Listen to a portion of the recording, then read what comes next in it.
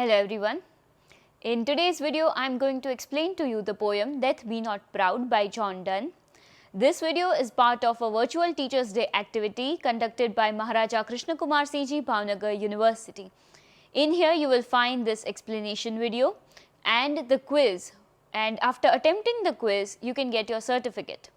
So, do not forget to do that, and you will also find this video as a TED lesson, so you can check that out also, and all of these links will be in the description as well as in the comment section. So, without further ado, let us begin.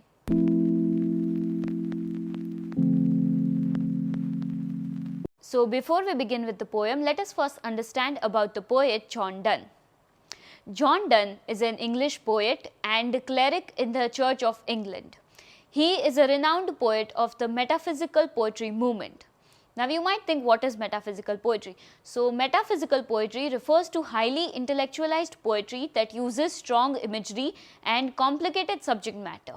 And John Donne was a very famous poet in this, and he was also known for his complex imagery, and many of his works deal with the themes of religion and morality. Now, let me give you a background of the poem. The poem was first published in 1633 posthumously.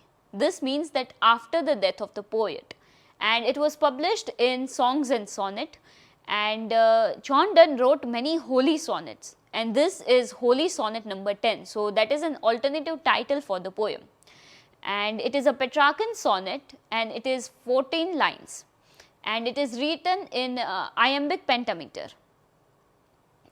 The literary devices used in this poem are personification, imagery and alliteration.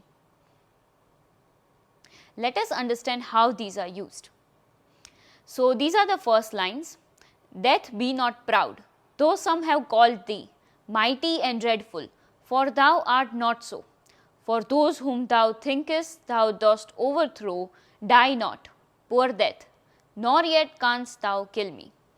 So, here we see a personification of death, and that is why the literary device personification is also used. Poet is talking to death like death is a person, and he tells death that you should not be arrogant, you should not be proud, and he says that you are not scary or intimidating, and many people who die are not actually dead, and so whenever death comes for the speaker, it would not be able to kill speaker as well. That would not be a death. So, you might think, why is the poet saying this? So, the answer to that is in the lines below. From rest and sleep, which but thy pictures be, much pleasure, then from thee much more must flow, and soonest our best men with thee do go, rest of their bones and souls delivery. So, here poet compares death to rest and sleep, and he says that rest and sleep are also like an image of death, and that if death is anything like rest or sleep, then it would bring him much pleasure, it would not be scary. And he also says that many times the best of people die early, and this represents, because of this, the speaker knows that death is nothing much more than rest for body, and the soul is living on. So, in Indian philosophy we also find this idea that your body is the only thing that dies, and your soul moves on to afterlife, or it keeps on living.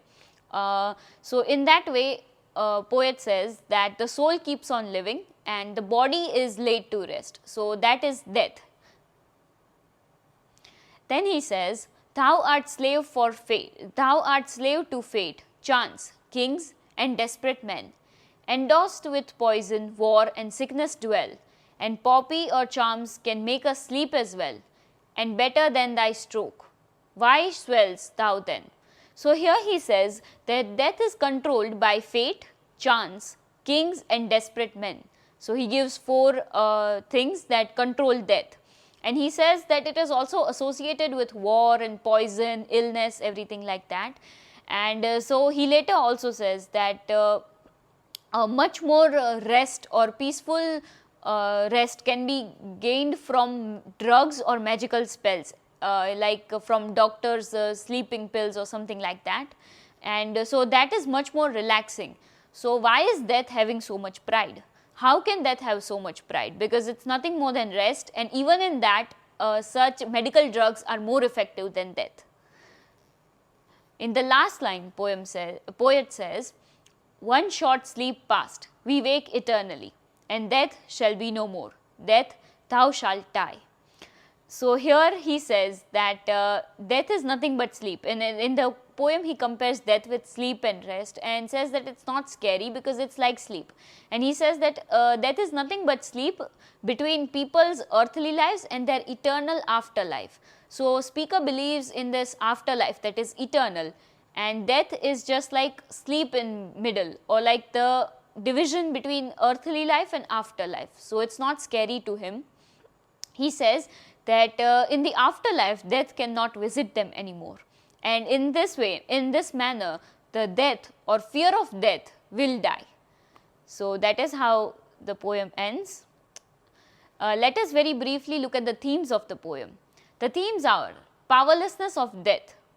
In the entire poem, we see that poet or speaker tries to say that death is not scary and it is not intimidating, and he tries to say that because of there is eternal life, so there is no power in death, and there is also eternal life is one of the theme. There is this belief in eternal life, and because of this, death is not scary anymore.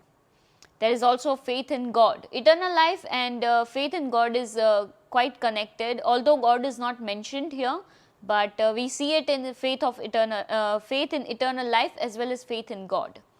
And there is also defiance and courage, because the poet is not scared of death, and he confronts death and says to death that you should not be proud, and out loud. So he is very courageous and defiant in this. So that was it from my side. These are my references, and thank you so much. So that was it from my side. I hope you enjoyed the video and understood the poem. Do not forget to give the quiz and get your certificate. The link will be in description and in the comment section. Thank you.